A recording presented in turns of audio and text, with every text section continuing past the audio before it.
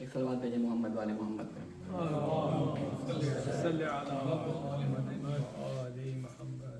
اعوذ باللہ من الشیطان اللعین الرجیم. بسم اللہ الرحمن الرحیم. لا حول ولا قوة الا باللہ العلی العظیم. نحمده ونستعینه ونستغفره ونشکره ونتوسل الیہ ونتوکل علیہ. نصلی ونسلم علی خیرته فی خلقه حافظ سره ومبلغ رسالاته سیدنا ونبینا ابی القاسم محمد وعلى اہل بیتہ الطیبین الطاہرین المعصومین سیما بقیۃ اللہ فی الارضین. قال اللہ تعالی فی کتابہ المبین وقوله لقد اعوذ باللہ من الشیطان اللعین الرجیم. ويسبح الرعد بحمده والملائكة من خيفته ويرسل الصواعق فيصيب بها من يشاء وهم يجادلون في الله وهو شديد المحال. صدق الله العلي العظيم.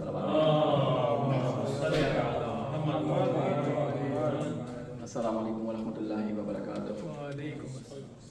سب سے پہلے میں اپنے آپ کو اور آپ تمام مومنین اور تمام سننے والوں کو تقوی الہی کی وصیت اور نصیحت کرتا ہوں. کافی عرصے کے بعد ہمارا یہ جمعے کے خطبوں کا جو سلسلہ تھا وہ شروع ہو رہا ہے، اور محرم کے بعد عاشور کے بعد ایک دفعہ جو ہمارا ٹاپک چل رہا تھا اس پہ بات ہوئی تھی، اور اس کے بعد پھر وقفہ طویل آ گیا.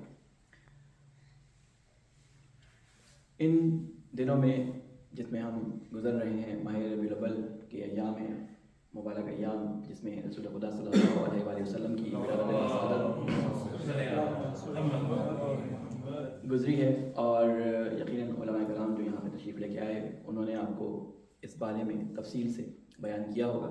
ہمارا بھی جو موضوع یہاں پہ مستقل چل رہا ہے وہ سیرت النبی صلی اللہ علیہ وآلہ وسلم سے متعلق ہے، اور گفتگو ہماری تقریباً رسول خدا صلی اللہ علیہ وسلم کی پیدائش سے پہلے جو حالات تھے ان سے شروع ہوئی تھی، اور سال 9 میں ہجری تک کے جو واقعات تھے وہاں تک ہم پہنچ گئے تھے. جنگ تبوک آخری دفعہ ہم نے ڈسکس کیا، اور مسجد زرار کے بارے میں کہ کس طرح مسجد زرار کو رسول خدا نے مسمار کروا دیا، کیونکہ وہاں پہ منافقین نے اپنا وہ گاٹھ بنانے کی کوشش کی تھی کہ جہاں سے وہ مسلمانوں کے درمیان پھوٹ ڈال سکیں، اور وہ اتحاد جو مسلمانوں کے درمیان قائم ہے اس اتحاد کو توڑ سکیں، کیونکہ وہ اپنی تمام کوششوں کے باوجود کہ وہ مسلمانوں سے لڑ کر جنگ کر کر ان کے خلاف سازشیں کر کر کامیاب نہیں ہو سکے. تو انہوں نے کہا کہ اب بجائے اس کے کہ مسلمانوں کی مخالفت غیر مذہب میں رہ کر کی جائے، مسلمانوں میں مسلمانوں کی طرح رہ کر زندگی گزاری جائے، اور پھر آہستہ آہستہ ان میں نفوذ حاصل کر کے لوگوں کو گمراہ کیا جائے، ان کو ان کی راہ سے ہٹایا جائے. اور رسول خدا صلی اللہ علیہ وسلم کو اللہ تعالیٰ نے وحی کے ذریعے اس مسجد کے اہداف کے بارے میں بیان فرمایا، اور رسول خدا نے اپنے ایک صحابی اور ان کے کچھ ساتھیوں کو بھیجا اور اس مسجد کو مسمار کروا دیا.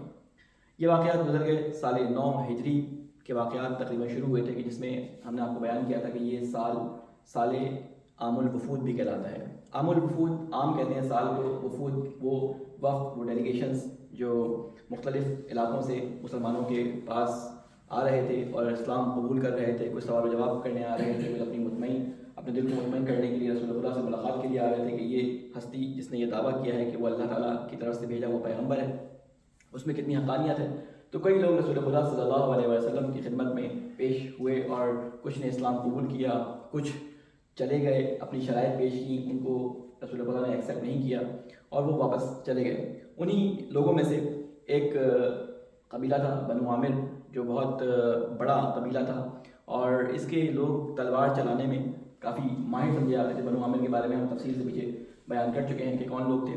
انہی کا ایک سردار تھا کہ عامر بن طفیل جس کا نام تھا. یہ اپنے ایک ساتھی اور اپنے ایک الائی کے ساتھ جو ان کا حلیف تھا، اربد بن قیس یا اربد بن قیس کے نام سے اس کو جانا جاتا تاریخ میں. یہ دونوں بڑے بہادر شخص تھے.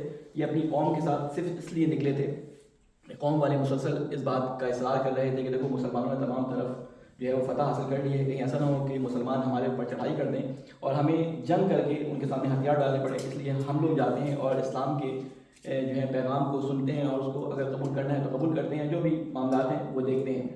تو یہ اپنی قوم کے ساتھ چل تو لیے تھے، لیکن ان کے دل میں ابھی تک یہ بات کھٹک رہی تھی کہ یہ کیوں رسول خدا صلی اللہ علیہ وسلم کی خدمت میں جا رہے ہیں.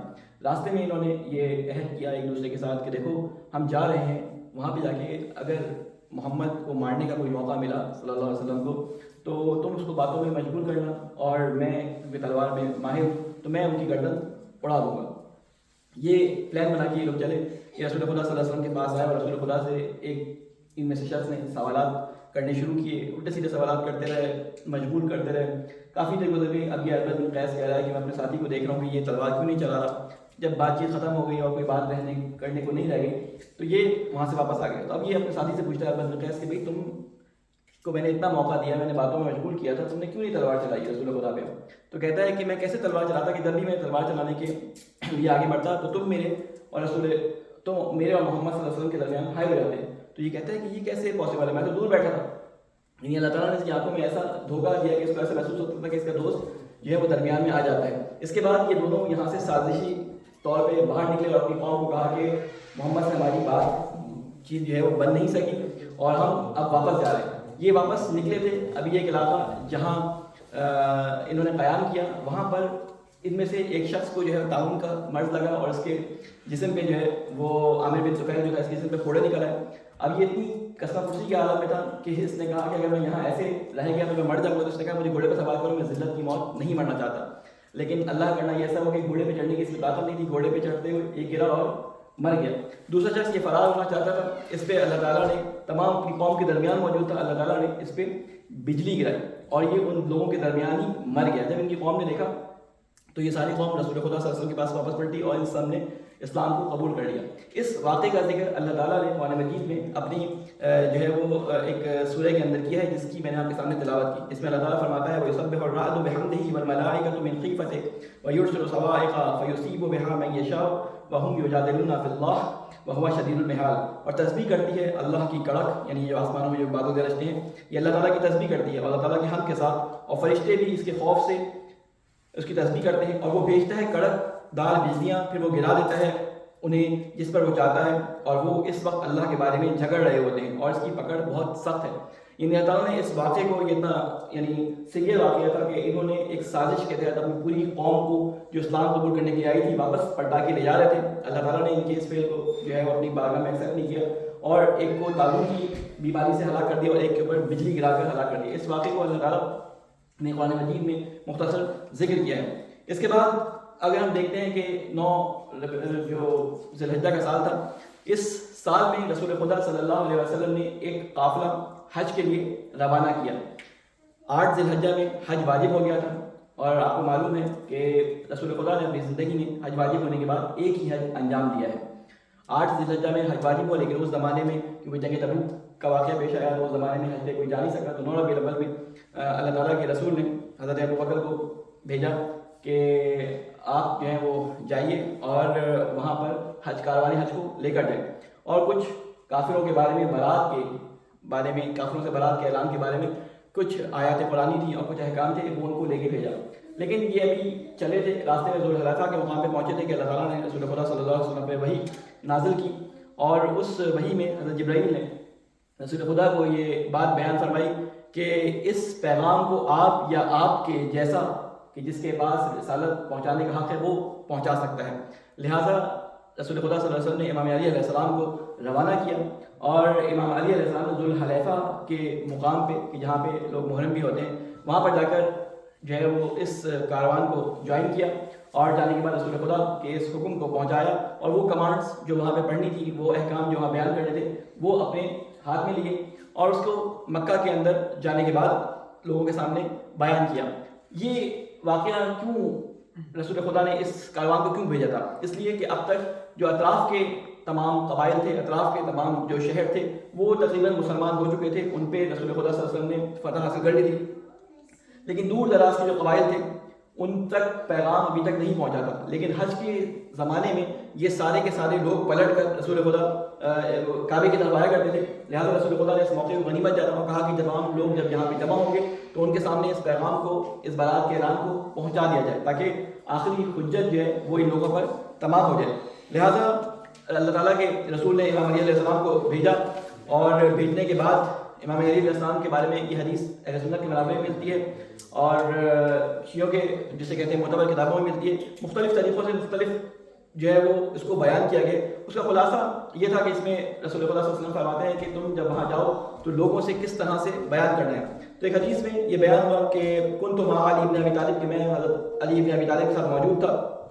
حیث بعثہ رسول اللہ صلی اللہ علیہ وسلم, جیسا کہ ان کو اللہ کے رسول نے مبعوث کیا تھا کہ تاکہ وہ پیغام کو پہنچائیں الی اہل مکہ ببراءتہ, کہ اہل مکہ کے پاس جائیں اور اپنی برات کا اعلان کریں. برات کہتے ہیں اعلان بیزاری, اعلان برات کہتے ہیں دوری کا اظہار کرنا, اپنے آپ سے دوسرے کے ساتھ تعلق کو منقطع کرنے کے اعلان کو برات کہا جاتا ہے. فقال ما کنتم تنادون, قال, اس کا میں خلاصہ کر دیتا ہوں کیونکہ ابھی بات لمبی ہے. کہتے ہیں کہ امام علی علیہ السلام فرماتے ہیں کہ میں وہاں گیا تو میں نے وہاں پہ ندا دی, اور جانے کے بعد سب سے پہلی جو بات کی اس کا خلاصہ میں بیان کر رہا ہوں کہ جنت میں کوئی داخل نہیں ہو سکتا سوائے مومن کے. اب وہاں پہ کون لوگ موجود تھے؟ وہاں پہ وہ لوگ موجود تھے کہ جو کفار بھی تھے, ان میں کچھ مسلمان بھی تھے جو مکہ کے اندر موجود تھے, ان میں منافقین بھی تھے, ان میں اور بھی جو مختلف قبائل کے لوگ تھے جو حج کرنے کے لیے آیا کرتے تھے, وہ تمام موجود تھے. کچھ لوگوں تک اسلام کا پیغام پہنچا تھا, کچھ لوگوں تک اسلام کا پیغام نہیں پہنچا تھا. تو ان تمام لوگوں کو سب سے پہلے پیغام یہ دیا کہ ایمان کی حالت جس کے اندر ہوگی, جو اللہ کے رسول پر ایمان لے آئے گا وہ صرف جنت میں جائے گا. پہلا جو معاملہ بیان کیا وہ اس بات کا بیان کیا کہ سب سے پہلے انسان کی زندگی کا جو ہدف ہے, اور انسان کی زندگی کا ہدف کیا ہے کہ وہ اپنے آپ کو اس طرح سے زندگی اس دنیا میں گزارے کہ اس کا مقام جنت کے اندر ہو. اللہ تعالیٰ کہ ایک حجت کسی امام علیہ السلام سے یہ روایت ہے, امام صادق سے, امام باقر سے, کہ بلکہ امام علی علیہ السلام سے یہ روایت ہے کہ جس میں انہوں نے کہا ہے کہ اپنی نفس کی قیمت جنت سے کم نہ رکھنا, یعنی اپنے نفس کو جنت سے کم پہ فروخت نہ کرنا. اگر کسی چیز کے بدلے تمہیں بیچنا ہے اپنے نفس کو تو وہ کم سے کم اس کی قیمت جو ہے وہ جنت ہے. لہٰذا وہاں پہ سب سے پہلی جو نبی سنائی امام علی علیہ السلام نے پہلے دعوت دی کہ تم ایمان لے کے آ جاؤ, اور کہا کہ جنت میں سے وہی جائے گا جو ایمان لے کے آیا ہے. پھر اس کے بعد فرمایا کہ آج کے بعد کوئی بھی کافر, کوئی بھی منافق, کوئی بھی کافر, کوئی بھی مشرک, اس کا داخلہ مسجد حرام میں منع ہے. قرآن مجید میں بھی اس کو ذکر کیا گیا ہے, یا ایھا الذین آمنوا انما المشرکون نجس, کہ اے ایمان والو یہ مشرک جو ہیں وہ نجس ہے. فلا یقرب المسجد الحرام بعد عامہم ھذا, ان کا داخلہ آج اس سال کے بعد سے مسجد حرام کے اندر ممنوع ہے. پھر اس کے بعد انہوں نے بیان فرمایا کہ 4 مہینے کی مہلت دی جا رہی ہے تمام لوگوں کو جو مشرک ہیں اور جو کافر ہیں, کہ 4 مہینے کے اندر جو معاہدے جن کے ساتھ ہوئے ہیں اور جنہوں نے معاہدے نہیں توڑے وہ معاہدے اس تاریخ تک چلیں گے کہ جب تک رسول خدا نے ان کے ساتھ معاہدہ کیا. اور جن لوگوں کے ساتھ معاہدے نہیں ہیں ان کو 4 مہینے کی مہلت دی جا رہی ہے کہ مکہ کو چھوڑ کے چلے جائیں. 4 مہینے کے بعد ان کو یہاں سے زبردستی نکال دیا جائے گا, جو جہاں ملے گا اس کو قتل کر دیا جائے گا. اور پھر اس کے بعد فرمایا کہ فیضا مزید 4 اشہر, یہ طویل روایت ہے, اس کو میں مختصر کروں کہ اس کے بعد امام علی علیہ السلام نے کہا کہ میں نے خانہ کعبہ میں اس اعلان کو پڑھنے کے بعد مکہ کی گلی کوچوں میں جا کر اس حد تک اس اعلان کو تکرار کیا, اس حد تک اس اعلان کو دہرایا کہ میرا گلا بیٹھ گیا.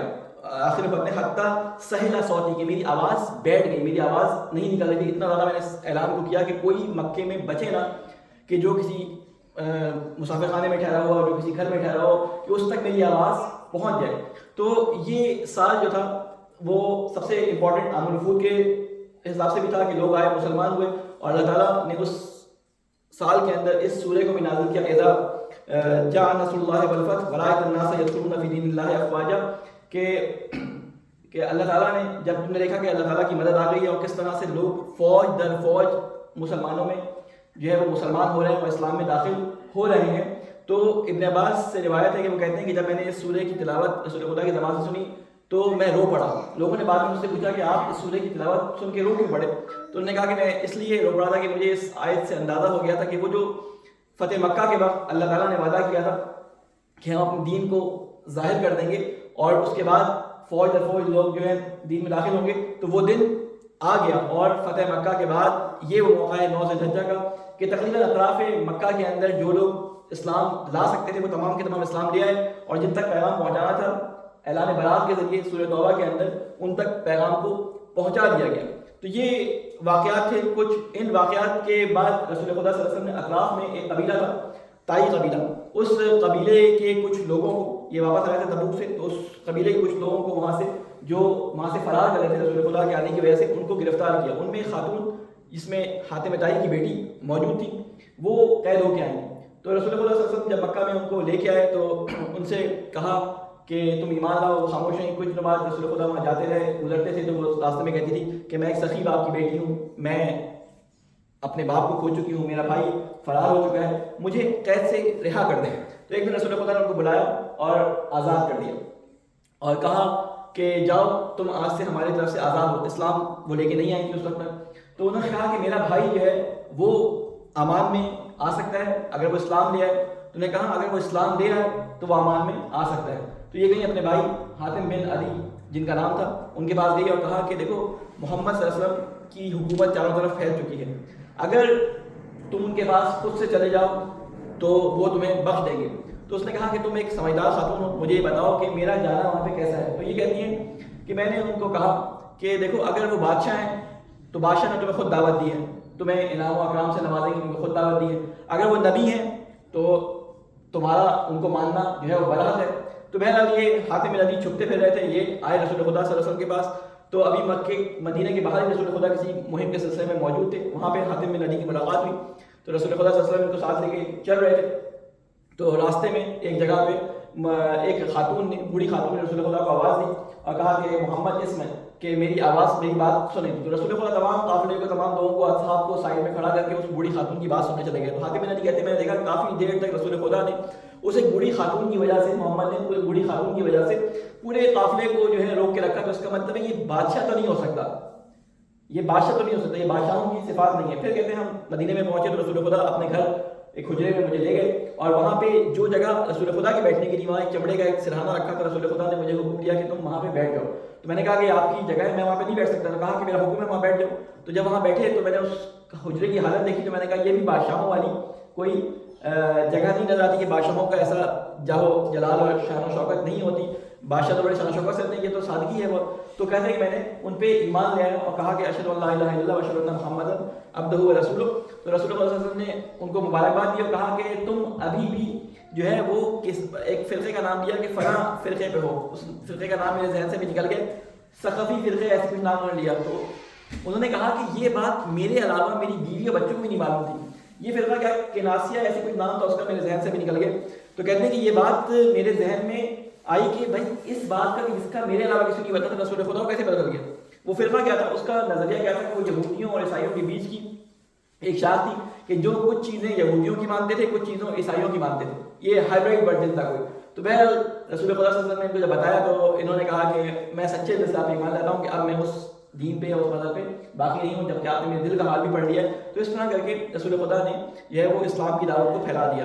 اور وہ مشہور حدیث کے جس کے مشہور بلکہ حدیث کہہ لیں یا آیت کہہ لیں کہ جس سے متعلق یہ واقعہ بہت مشہور ہے کہ جب اللہ تعالیٰ نے قرآن مجید میں فرمایا کہ اتخذوا احبارهم ورهبانهم اربابا من دون اللہ، کہ یہودی اور عیسائی جو ہیں انہوں نے اپنے علماء کو، جو اپنے عالم حضرات ہیں، اپنے جو اسکالرز ہیں، ان کو اپنا خدا بنا لیا ہے۔ تو انہوں نے سوال کیا کہ رسول خدا آپ کیسے کہتے ہیں کہ ہم نے اپنے علماء کو اپنا خدا بنا دیا، ہم نے تو اپنا خدا نہیں بنایا تھا، قرآن مجید نے کیسے یہ بات کہہ دی؟ تو اللہ تعالیٰ کے رسول نے، وہ حدیث مشہور ہے، اس میں ارشاد فرمایا کہ کیا تم ان کی بات، یہ بات آپ لوگ بھی غور سنیں، کیا تم ان لوگوں کی بات جس چیز کو وہ حرام قرار دیتے تھے اور جس چیز کو وہ حلال قرار دیتے تھے، ان کی بات چون و چرا کے بغیر نہیں سنتے تھے اور آگے سے اس کی تصدیق بھی اپنی کتاب سے نہیں کرتے تھے؟ تو انہوں نے کہا ہاں ایسا ہی تھا۔ کہتے ہیں یہی ان کو اپنا خدا بنانا ہے، کہ تم اپنی کتاب سے ٹیلی کیے بغیر اپنی کتاب کے خلاف ان سے حلال اور حرام جو ہے وہ لیتے تھے اور اس کے بعد بھی خاموش رہتے تھے، یعنی تم نے اپنا خدا ان اپنے علماء کو بنا لیا تھا۔ یہ ایک ایسی آیت ہے اور یہ ایسی روایت ہے کہ جو ہمارے لیے آئی اوپننگ ہے کہ جب بھی ہمیں کوئی بات بیان کی جاتی ہے، جب بھی ہمارے سامنے کوئی تقریر، کوئی مجلس، کوئی اسپیچ، کوئی میلاد یا کوئی بھی بات پہنچتی ہے تو ہمارے پاس اس کو سمجھنے کے دو معیار ہوتے ہیں۔ ایک سب سے پہلا معیار قرآن کریم اور دوسرا معیار رسول کی صحیح سنت۔ لہٰذا ان دو چیزوں کو معیار بنا کر اگر ہم تمام اپنے گرد پھیلی ہوئی خبروں کو جانچیں اور ان کو تولنے کی کوشش کریں تو ہمارے سامنے حقائق واضح ہونے کی جسے کہتے ہیں واضح ہونے شروع ہو جائیں گے، ہماری آنکھیں کھل جائیں گی۔ قرآن فرماتا ہے کہ قرآن حاضہ بصائر الناس، یہ لوگوں کے لیے بصیرتوں کا مجموعہ ہے، لوگوں کے لیے بصیرتوں کا مجموعہ ہے۔ بصیرت کہتے ہیں کہ جو چیز ظاہری بصارت سے نظر نہیں آ رہی ہوتی، جو بیہائنڈ دا سین ہوتی ہے، وہ چیز انسان کو سمجھ آنی شروع ہو جاتی ہے۔ بصارت ہوتی ہے دیکھنا، بصیرت ہوتی ہے بیہائنڈ دا سین دیکھنا، یعنی جو نظر نہیں آ رہا لیکن آپ کو نظر آ جاتا ہے، وہ کسی سے آتا ہے، وہ قرآن کے نور کی روشنی سمجھ آتا ہے۔ اللہ تعالیٰ سے یہ دعا ہے کہ اے اللہ تجھے واسطہ ہے محمد و آل محمد کا کہ ہمیں رسول خدا صلی اللہ علیہ وسلم کی سیرت کو پڑھ کر، اس کو سمجھ کر، اس کے مطابق اپنی زندگی کو ڈھالنے کی توفیق عطا فرما۔ اے اللہ تجھے واسطہ ہے محمد و آل محمد کا ہمیں قرآن مجید کا فہم ہمارے لیے آسان فرما۔ اے اللہ تجھے واسطہ ہے محمد و آل محمد کا ہمارے دلوں کو قرآن کی نورانیت سے بھر دے۔ اے اللہ تجھے واسطہ ہے محمد و آل محمد کا جہاں جہاں مسلمانوں پہ ظلم ہو رہے ہیں، خصوصاً فلسطین میں، یمن میں، کشمیر میں، جہاں جہاں مسلمانوں پہ ظلم ہو رہے ہیں، اے اللہ ان کو ظلم سے نجات عطا فرما۔ اے اللہ ہمارے علماء کرام کا سایہ ہمارے سروں پہ قائم فرما۔ اے اللہ تجھے واسطہ ہے محمد و آل محمد کا ہمارے بچوں، ہمارے نوجوانوں، ہماری بہنوں، ہماری ماؤں اور تمام مومنین کے دلوں میں حب رسول و حب آل رسول کو راسخ فرما۔ اے اللہ ہمارے امام کی حفاظت فرما، ہمیں ان کے ناصر و عوام میں شامل فرما۔ ربنا تقبل منا انك انت السميع العليم۔ بسم الله الرحمن الرحيم۔ انا اعطيناك الكوثر فصل لربك وانحر ان شانئك هو الابتر۔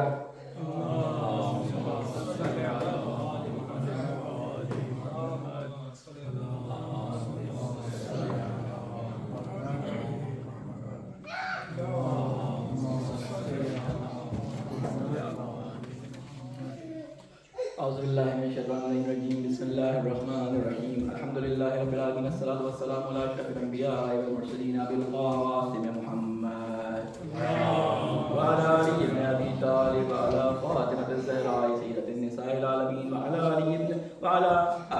الحسن والحسین وعلی علی بن الحسین ومحمد بن علي وجعفر بن محمد وموسى بن جعفر وعلي بن موسى ومحمد بن علي وعلي بن محمد والحسن بن علي والخلف القائم المنتظر صلوات الله عليهم اللهم اغفر للمؤمنين والمؤمنات والمسلمين والمسلمات الأحياء منهم والأموات تعب بيننا وبينهم بالخيرات إنك مجيب الدعوات إنك على كل شيء قدير۔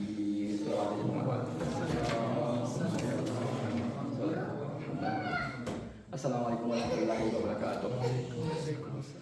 مولانا امین المؤمنین علیہ السلام کا قول ہے کہ اگر کوئی مسلمان اس حالت میں سوئے کہ اسے اپنے دوسرے مسلمان کی خیر خبر نہ ہو کہ وہ کن مشکلات میں ہے، تو گویا کہ وہ صحیح طریقے سے دین میں داخل نہیں ہوا۔ خلاصہ بیان کروں، طویل روایت ہے۔ اس قول کی روشنی میں اگر ہم آج کل کے حالات کے اوپر نظر ڈالیں تو سب سے کرنٹ ایشو اور سب سے جسے کہتے ہیں کہ مہم واقعہ جو اس پچھلے ہفتے کے اندر پیش آیا، آپ تمام لوگوں کے ذہنوں میں ہوگا کہ 7 اکتوبر کو کیا واقعہ پیش آیا۔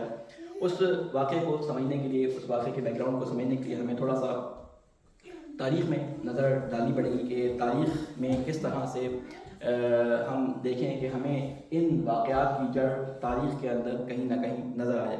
آپ کو معلوم ہے کہ 7 اکتوبر یعنی وہ عود کا مہینہ جو یہودیوں کے یہاں اس وقت چل رہا تھا، یا نیسان کا مہینہ، نیسان مہینہ وہ کہلاتا ہے، کہ جو ان کے کیلنڈر کے حساب سے چل رہا تھا۔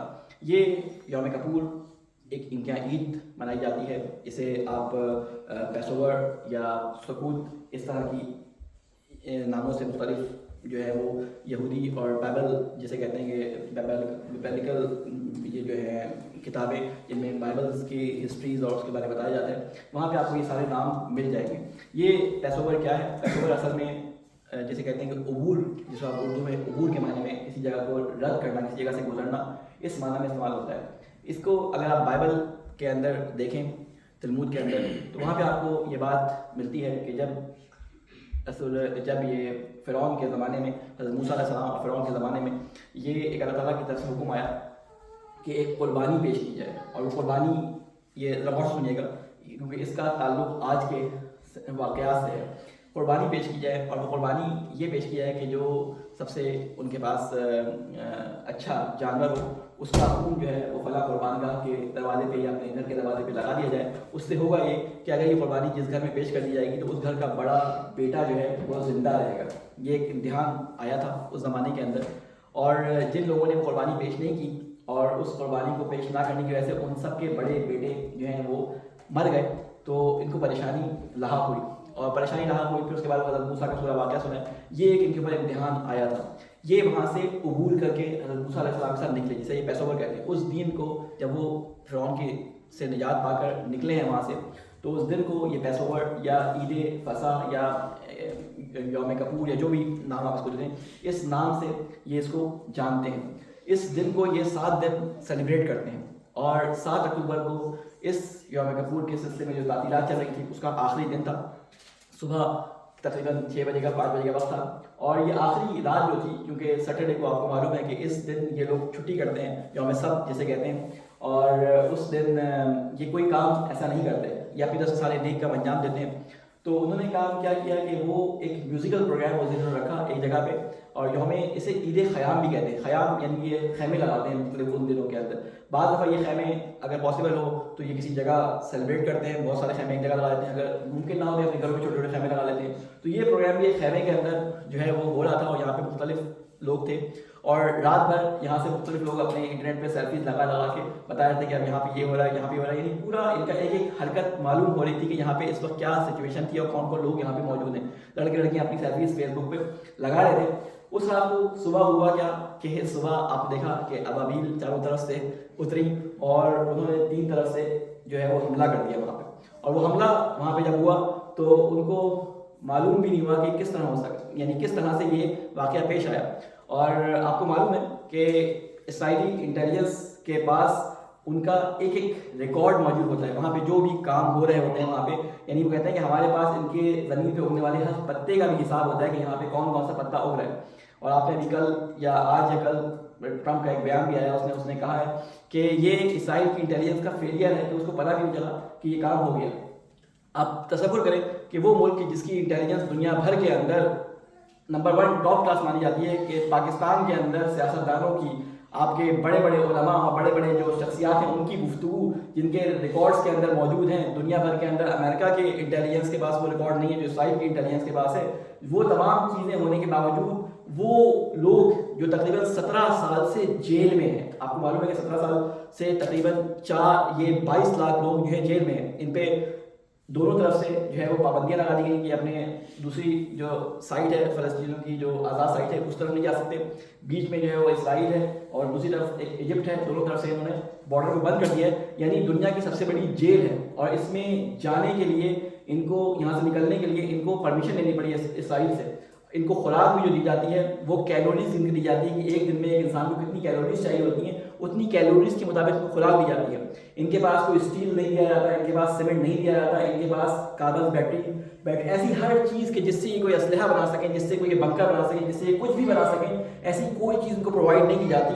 اس کے علاوہ ان کے ہر نوجوان میں سے، ہر 10 نوجوان میں سے 7 بے روزگار ہیں، یعنی اتنی بے روزگاری زیادہ ہے وہاں پہ۔ اس کے علاوہ ان کے پاس کھانے پینے کے لیے تمام چیزیں جو ہے وہ اسرائیل سے منگانی پڑتی ہیں، ان کے پاس کھانے پینے کی چیزیں بھی تمام کی تمام نہیں ملتی، کیونکہ یہاں کی زمین کو انہوں نے بنجر کر دیا ہے، بہت کم چیزیں ان کے پاس نکلتی ہیں، یعنی ہر چیز میں یہ مرہون منت ہے کہ اسرائیل سے پاس ہو کر ان کے پاس آتی ہے تو ان کو ملتی ہے۔ ان حالات میں بھی اتنی خطرناک اور اتنی انٹیلیجنس کے باوجود 7 اکتوبر کو کام یہ ہوا کہ انہوں نے ایک طرف سے بارڈر کے اندر گلائڈرز کے ذریعے وہ وہاں پہ آئے، پتنگیں وہ جو ہوتی ہیں بڑی بڑی ان کے ذریعے یہ آئے، اور ساتھ میں اپنی جو ہے وہ میڈیا ٹیم کو بھی لے گئے کہ اپ ٹو ڈیٹ کرتے تھے کہ کس طرح انہوں نے بالکل گیمنگ ویڈیوز کی طرح جس طرح ہوتی ہیں اس طرح ویڈیوز بنا کے اپڈیٹ کی، اور کس طرح انہوں نے فتح جو ہے حاصل کر لی۔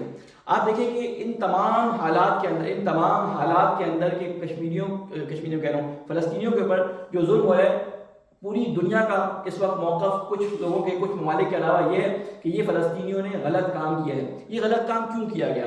دیکھیں، جب آپ ایک انسان کو مسلسل ماریں اور وہ آپ کو دھکا دیتا ہے تو آپ اس سے جو ہے وہ تھپڑ کی امید کسی وقت بھی رکھ سکتے ہیں۔ آپ مسلسل ان کو کئی سالوں سے دبائے جا رہے تھے اور کئی سالوں سے جو ہے ان کے اوپر مختلف پابندیاں لگائے جا رہے تھے، ان کے لوگوں کو مارے جا رہے تھے۔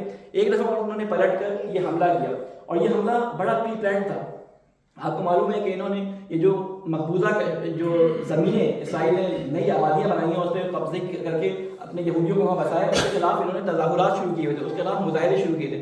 ہر جمعے کو یہ مظاہرہ وضع کی پٹی، یہ بارڈر جو تھا اسرائیل کا اور فلسطین کا جہاں پہ یہ مظاہرہ ہوتا تھا، اس بہانے یہ لوگ یہاں پہ آتے تھے اور ان کی ساری سرگرمیاں لے کے آتے تھے کہ یہاں پہ کتنی سیکورٹی ہے کیا ہے. تو ان لوگوں کو بھی عادت ہو گئی. تقریباً 1-1.5 مہینے سے یہ چل رہا تھا, یہ سلسلہ چل رہا تھا اور یہاں پر یہ مختلف مظاہرے ہو رہے تھے اور کبھی کبھی یہ ہاٹ بیلون جو ہوتے تھے وہ سائڈ کی طرف پھینکتے تھے, کبھی فائرنگ ہوتی تھی. تو چھوٹے موٹے جو ہے یہ کام کاروائیاں کرتے رہتے تھے جس کا کوئی بڑے حملے کا خطرہ ان کو نہیں تھا. ان حالات کے اندر انہوں نے ایسا حملہ کیا کہ وہ دیوار جو انہوں نے بیچ میں بنائی ہوئی تھی کہ جس کی کئی لیئرز تھی, جس میں سینسر لگے ہوئے تھے, جس میں کرنٹ تھا, جس کے اندر بارودی سرنگیں بچھی ہوئی تھی, جس کے اندر خاردار تار بچھی ہوئی, جس میں کنکریٹ کی اسٹیل کی دیوار, اسٹیل کے سریوں کے ساتھ کنکریٹ کی دیوار بنائی گئی تھی. ان تمام چیزوں کو توڑتے ہوئے وہ نکل کے آیا اور یہاں سے جو آبادیاں تھیں بالکل غافل بیٹھے تھے. ان کے کئی لوگوں کو, اس میں سے فوجی افسران اور کئی افسر شامل تھے, ان کو پکڑ کے لے گئے اور پکڑ کے لے جانے کے بعد ان کو مختلف جگہوں پہ غزہ کے اندر, مختلف جگہوں پہ فلسطین کے اندر پھیلا دیا. اب مسئلہ یہ ہے کہ یہ سارے کام ہو کیوں رہے ہیں کہ یہ فلسطینیوں کا جو عمل ہے, یہ جو اسرائیلیوں کا عمل ہے, اس کو ہم اگر سمجھنا چاہیں تو ہم یہ دیکھیں گے کہ دیکھیں دونوں کے درمیان یہ جنگ آج کی نہیں, یہ فلسطین اسرائیل کی جنگ نہیں ہے, یہ اسلام اور زیونزم کی جنگ ہے. صہیونزم جسے آپ کہتے ہیں, زیونسٹ جو ہے, یہ اسلام اور یہودیوں کی جنگ بھی نہیں ہے کیونکہ وہاں پہ بہت سارے یہودی پہلے سے آباد تھے, پہلے سے رہ رہے تھے. یہ بعد میں یہ سیونسٹ جو ہیں بارفورڈ ڈیکلیریشن کے بعد جب اس کو اسرائیل کو ایک وہ دیا گیا, ایک درجہ دیا گیا, آفیشیل درجہ دیا گیا, تو اس کے بعد سے انہوں نے ساری دنیا میں جو پھیلے ہوئے تھے یہود, ان کو یہاں پہ آ کے جمع کر دیا. اگر آپ بائبل اٹھا کے دیکھیں تو بائبل کے اندر ایک ایسی چیز ہے کہ جو قرآن کے ساتھ بہت کانفلکٹ کرتی ہے. ایک ایسی جسے کہتے ہیں آیت ہے, اور وہ آیت کیا ہے کہ جس میں وہ کہتے ہیں کہ یہودیوں کے علاوہ تمام جو لوگ ہیں اسے وہ جینٹائل سمجھتے ہیں, یعنی وہ غیر یہودیوں کو کیڑے مکوڑے سمجھتے ہیں. ٹھیک ہے, وہ کہتے ہیں کہ ان کو مارنا جو ہے وہ ان کے نزدیک کوئی اہمیت نہیں رکھتا, اگر ان کو مار بھی نہیں تو کوئی ان کو اس کا گناہ نہیں ہوتا, یہ اس کو مار سکتے ہیں اور ضرورت پڑے تو ان کو کچل سکتے ہیں. تو یہ مینٹلٹی ان کے ذہن میں ہے. آپ سمپیتھی یا ایمپتھی جو بھی کہہ لیں, ان سے امید نہیں رکھ سکتے کہ یہ بچوں کو مارتے وقت کیوں ان کے دل میں رحم نہیں آتا, کیونکہ یہ غیر یہود کو سمجھتے ہی نہیں ہے کہ یہ انسان ہے. تو لہٰذا ہوا کیا کہ جب پہلی دفعہ ان کے اوپر حملہ ہوا, بخت نصر نے ان کو مارا, تو اسرائیل ان کے پاس تھی, اسرائیل فلسطین کی سرزمین ان کے پاس تھی. کس طرح سے آئی تھی کہ جب حضرت موسیٰ علیہ السلام سے نکلے, کیپٹیوٹی میں تھے, تو اس وقت 40 سال یہ سرگرداں رہنے کے بعد یہ فلسطین میں جب داخل ہوئے ہیں, حضرت یوشع بن نون کے ساتھ فلسطین کو انہوں نے فتح کیا, تو اس وقت سے فلسطینی اور اسرائیلیوں کے درمیان جو ہے وہ جھگڑا شروع ہوا. فلسطینیوں کا جو لیڈر تھا وہ کون تھا؟ جالوت, جس کی قرآن مجید میں اسٹوری آئی ہے, جس کا میں نے شاید ذکر بھی کسی جگہ پہ کیا تھا. جالوت کی جب اسٹوری آئی تھی کہ جالوت جو تھا وہ فلسطین ان سے مقابلہ کرنا تھا. جب یہ جالوت سے مقابلہ کرنے کے لیے گئے, حضرت سموئیل علیہ السلام نے ان کو جو ہے وہ حملہ کرنے کے لیے کہا, تو داؤد نے ان کو مار دیا. تو اس وقت سے یہ یہودی یا یوں کہہ لیں اسرائیلی وہاں پہ داخل ہوئے اور اسرائیل ان کی سرزمین ہو گئی. پھر اس کے بعد بخت نصر نے ان کو مارا, وہاں سے نکالا, مار کے 12 لاکھ لوگوں میں سے 6 لاکھ کو مار دیا اور 12 لاکھ کو جو ہے وہ قیدی بنا دیا. اس کے بعد دوسری دفعہ ان کو کب مارا گیا؟ دوسری دفعہ ٹائٹس رومی کے بارے میں رسول اللہ صلی اللہ علیہ وسلم کی جسے کہتے ہیں کہ بعثت سے یا ولادت سے تقریباً 70 یا 80 سال پہلے ٹائٹس رومی نے ان کو وہاں سے مارا اور ان کو یروشلم کو تباہ کر دیا. ان 2 دفعہ یروشلم کو اور اسرائیل کو تباہ کرنے کے نتیجے میں کام کیا ہوا کہ پہلی دفعہ بخت نصر نے ان کے کعبے کو گرا دیا. ان کا جو کعبہ تھا بیت المقدس جسے ہم کہتے ہیں یا جسے ٹیمپل یہ ہیکل سلیمانی کہتے ہیں, یہ دونوں تقریباً 7 سالی جگہ ہے. یہ پوری اراضی ہے, یہ انبیاء کی سرزمین تھی. تو پہلی دفعہ ان کا کعبہ گرایا کس نے؟ بخت نصر نے. دوسری دفعہ ان کا کعبہ گرایا کس نے؟ ٹائٹس رومی جو تھا اس نے گرایا. اس کے بعد کیا ہوا کہ یہ عیسائیوں کے قبضے میں آ گئے. پھر قرآن مجید میں ایک آیت ہے کہ جس میں اللہ تعالیٰ نے فرمایا کہ جب انہوں نے حضرت عیسیٰ علیہ السلام, یعنی یہ واقعہ پیچھے سے کیا گزرا کہ حضرت عیسیٰ علیہ السلام کو انہوں نے یوم فسح والے دن, اسی یوم کفور کے دن حضرت عیسیٰ علیہ السلام کو سولی پہ لٹکانے کی اس بادشاہ کو اجازت دی, اور اس دن حضرت عیسیٰ علیہ السلام کو سولی پہ لٹکانے کا جو اس نے سارا پلان اوکے کر دیا. تو یہ وہی دن تھا. تو اس کے بعد سے اللہ تعالیٰ نے قرآن مجید میں اشارہ کرنے کی آیت فرمائی ہے کہ آج کے بعد, یعنی اس دن کے بعد سے اللہ تعالیٰ نے یہ فیصلہ کر لیا کہ عیسیٰ اور اس کے ماننے والے, عیسیٰ کے ماننے والے جو ہے وہ ہمیشہ یہودیوں کے جسے کہتے ہیں بالادست رہیں گے. یہودی ان کے زیر دست رہیں گے, یعنی ضروری ان کی کیسے کہتے ہیں کہ غلامی تو کا لفظ صحیح نہیں ہے, لیکن یہودی ان کے زیر دست رہیں گے. زیر دست میں خیال سمجھ آنے والا ورڈ ہے کہ یہودی ان کی ہمیشہ سلطنت میں, حکومت میں رہیں گے. اور آج تک یہی حال ہے کہ یہودی جو ہے وہ ان کی سلطنت کے تحت ہے. تو انہوں نے پلان یہ بنایا کہ اگر ہم اپنی حکومت قائم نہیں کر سکتے تو کم از کم ہم پیسے کے طور پہ یا مختلف طریقوں سے اپنی مال پر پھیلائے اور انہوں نے پوری دنیا کی اکانومی پہ قبضہ کر لیا. اب سوال جو پیدا ہوتا ہے کہ یہودی اور عیسائی، یہودی اور مسلمان یہاں پہ جنگ کیوں کر رہے ہیں؟ وہ جنگ اس لیے کر رہے ہیں کہ یہودی کہتے ہیں کہ یہاں پہ ہمارا کعبہ ہے جو مسمار ہوا ہے، جسے آپ دیوار گریا کہتے ہیں، ہمیں اس کو تعمیر کرنا ہے. مسلمان کہتے ہیں یہ ہمارا قبلہ اول بیت المقدس ہے، وہ ہمارا قبلہ اول ہے، یہاں ہمیں تعمیر کرنا ہے. اس چیز پر دونوں کا جھگڑا ہے. جبکہ خلافت دوم کے زمانے میں یروشلم کو جو ہے وہ قبضہ مسلمانوں کے ہاتھ میں آ گیا تھا، اور یہ پیکٹ لکھا گیا تھا خلیفہ دوم کے ہاتھ میں کہ یہاں پہ کبھی بھی یہودی جو ہے وہ آنے جو ہے وہ حکومت نہیں کر سکیں گے، یہودیوں کو کوئی عہدہ نہیں ملے گا. لیکن انہوں نے کیا کیا؟ انہوں نے کہا زیارت کی جا سکتی ہوگی لیکن حکومت نہیں ہوگی. تو وہ پیکٹ خلافت عثمانیہ کے زمانے میں ٹوٹا، اور خلافت عثمانیہ جب مسلمانوں کی خلافت ختم ہوئی تو بالفور ڈکٹیٹرشپ کے تحت اسرائیلیوں کو دوبارہ وہاں پہ جو ہے حکومت بنانے کی اجازت دے دی گئی. اور آج یہ سارا جھگڑا اس چکر میں چل رہا ہے کہ وہ اپنی حکومت کرنا چاہتے ہیں، اور یہ فلسطینی کہتے ہیں یہ ہماری سرزمین ہے. 1980 یا 1979 میں یہ کام ہوا کہ انہوں نے ایک معاہدہ کیا اور کہا کہ دو مملکتی یا یوں کہتے ہیں دو ریاستی حل اس کا کیا جائے کہ تل ابیب یا یروشلم جو ہے اس کا دارالخلافہ ہے، اور دو ریاستیں یہاں بن جائیں، ایک اسرائیلیوں کی اور ایک فلسطینیوں کی، جس کو فلسطین نے ایکسیپٹ نہیں کیا، اور جس کے نتیجے میں اسرائیلیوں کے پاس ریزورٹ تھا، امریکہ، فرانس، جرمنی سب اس کے ساتھ تھے. تو انہوں نے زبردستی فلسطینیوں کو دبا کے رکھا، اور آج تک اس دبانے کا نتیجہ جو ہے وہ ہمیں 7 اکتوبر میں نظر آیا کہ انہوں نے اپنا ری ایکشن دکھایا. آج ہم کیا کر سکتے ہیں؟ ہمارا کیا کام ہے؟ ایک مسلمان ہمارے جو ہے وہاں پہ جو ہے مشکلات کا شکار ہے، تو ہماری ذمہ داری کیا بنتی ہے؟ کیا ہم تلواریں لے کے پستول لے کے پہنچ جائیں؟ تو آج جنگ تلواروں اور پستولوں سے نہیں کی جاتی.